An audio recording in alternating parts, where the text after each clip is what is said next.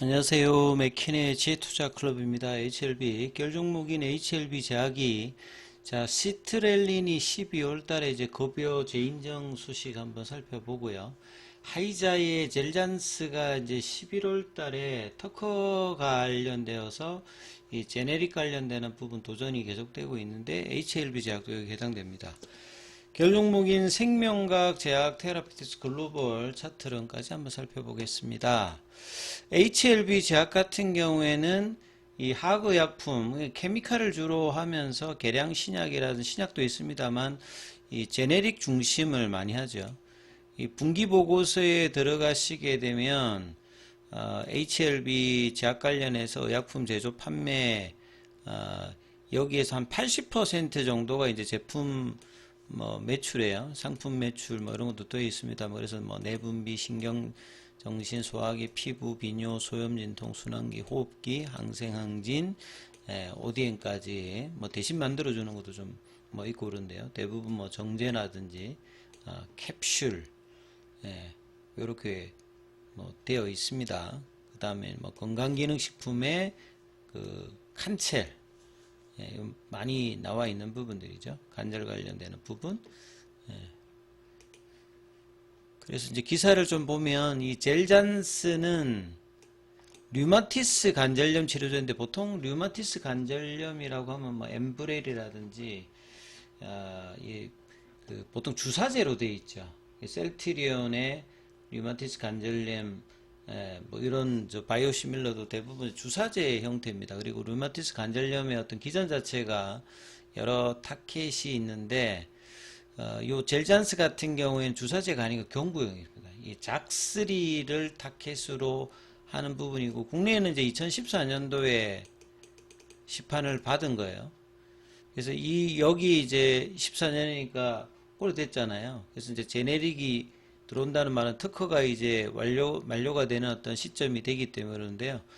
오는 23일부터 출시가 예정된 가운데 그 제네릭은 한 군데만 하는 게 아니라 국내에도 보면 기사를 보면 한국 유나이티드 제약 여러 이제 제네릭 중심하는 회사들이 이 경쟁력 강할 항암제나 이 자가 면역 질환 관련되는 부분들은 시장 규모가 크기 때문에 그렇죠. 경쟁력 강해서 분주 움직임이 있다.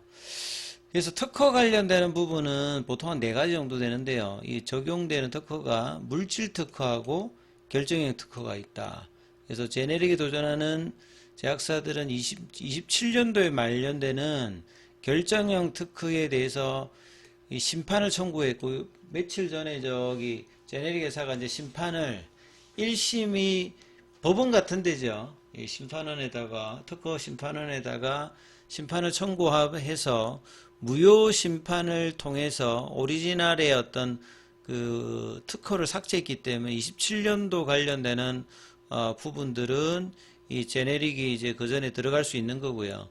물질 특허 관련되는 부분들이 올해 11월 22일 이후에 제품 출시할 수 있으니까 23일부터 이제 나온다 이 말입니다.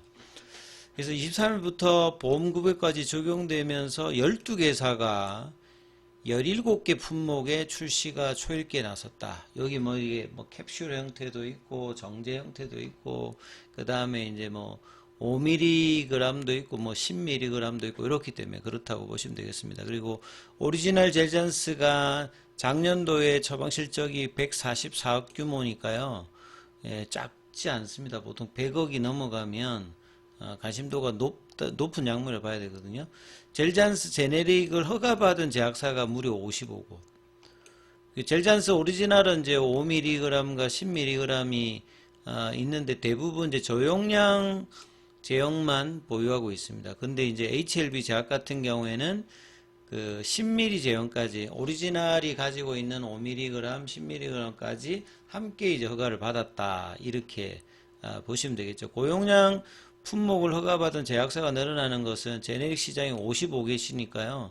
경쟁력을 강화하기 위해서 HLB 제약도 나머지 이제 하나, 둘, 셋, 넷, 다섯, 여섯, 일곱, 여덟, 아홉, 한 11개, 한 20% 정도 들어가는 것에 이제 경쟁력을 강화하면서 경쟁을 펼치겠다.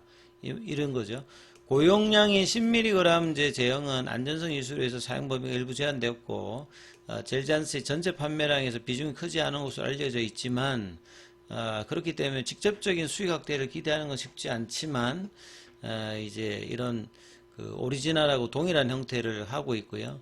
그 다음에 서방형 관련되는 부분은 좀 더 있습니다. 이 특허 관련되는 부분, 서방형 관련되는 부분은 이번 이제 제네릭 관련되는 부분은 조금 다르다. 이 서방형이라는 게 서서히 방출된다 이 말이겠죠. 이 젤잔스 서방정을 대조하고 임상시험을 진행하는 경쟁력 강화를 위한 홍보로 이어가고 있기 때문에 이 장기적으로 류마티스 관절염의 주사제 말고 경구용이니까 환자들 입장에서는 편견 없죠. 근데 약물의 이제 그 투여가 매일 저기 방광기가 짧아가지고요. 그 24시간마다 투여를 해야 되는 게 이 젤잔스의 좀 특징입니다. 이 그림도 있던데 보니까 이렇게 되어 있습니다. 보통 이제 류마티스 관절염이 주사제가 아니라 이렇게 경구용으로 나왔다. 아이자에서 2013년도에 국내 시판이 되었던 건데 여기가 이제 제네릭이 나온다는 겁니다. 그 다음에 이제 그 시트렐린 관련되는 부분들도 어제 기사가 있는데 이 부분도 한번 살펴봐 드리면요. SCD 같은 경우에는 요 약자죠. 이제 뭐 스피노 세레벨라 뭐 디제너레이션 그러니까 이제 손해가 이제 우리 뇌에 보면 이 귀 뒤쪽에 이렇게 있거든요. 이게 손해인데 요게 운동 그 균형 감각 요런 걸 담당해요. 그러니까 손해가 뭐 좀 변성 뭐 좀 안 좋아진다. 그러면 이제 일반적으로 근육들이 이제 협조해서 하는 행동들 있잖아요. 일상적으로 뭐 걷는 거라든지 뭘 뭐 짚는다든지 눈동자를 움직인다든지 이런 것들이 어려워지는 거죠. 네. 그래서 이 SCD 그 척수 손해 변성이라고 하는 말은 유전적으로 좀 뭐 그 문제가 좀 생겼다 이렇게 보시면 되겠죠. 그래서 HLB 제약의 시트렐린이 이것도 경구용인데요. 예, 과거에 이제 HLB 제약이 C3부터 시작했죠. C3부터 시작했기 때문에 척수 손해 변성증에 대해서 운동 실조증 운동실조증은 앞서 말씀드렸듯이 운동에 어떤 장애가 있는 겁니다. 그 등급을 1점부터 해가지고 뭐 40점 정도로 매겨요.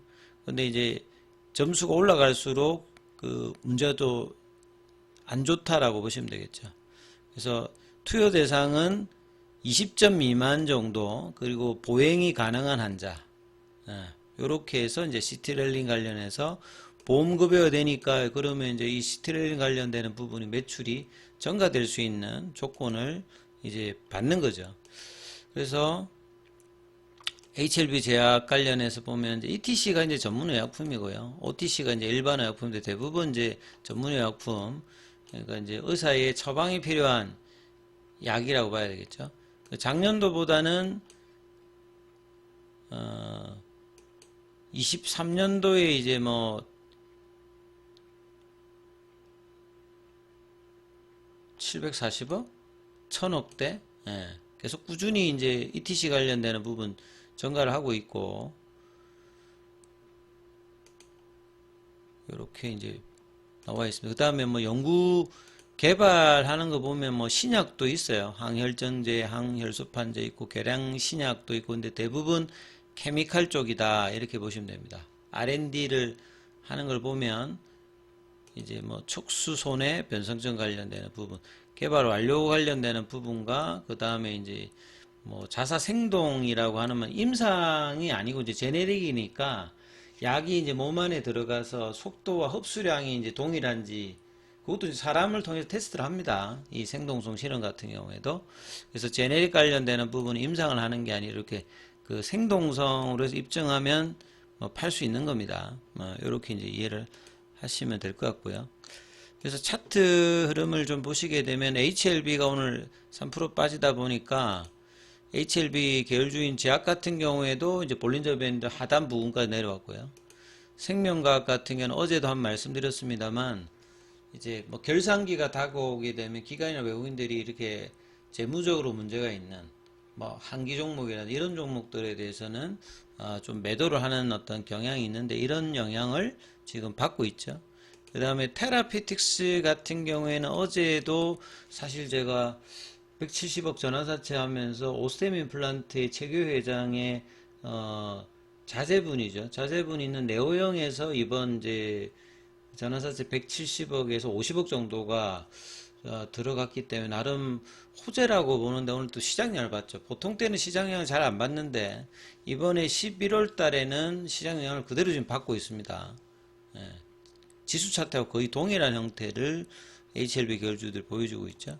그 다음에 글로벌 같은 경우에도 이번 주 들어서는 계속 음봉. 지난주에 좀 버텼던 부분들이 추가 하락을 하면서 가격 조정을 이어갔다 이렇게 봐야 되죠. 다음 주에 11월 이제 마지막 주기 때문에 12월 달, 1월 달에 항서제약 중심의 리서브션 기대감을 반영하기 때문에 추가적인 이제 가격 조정보다는 플래팅 조정을 보여야 되는 어떤 시점입니다. 그리고 HLB 기준으로 보면 46,500원 박스권을 다시 올려내면서 겨울 종목의 순환매가 나와야 되기 때문에 이러한 흐름들이 나오는지를 살펴보시면서 흐름 보시기 바라겠습니다.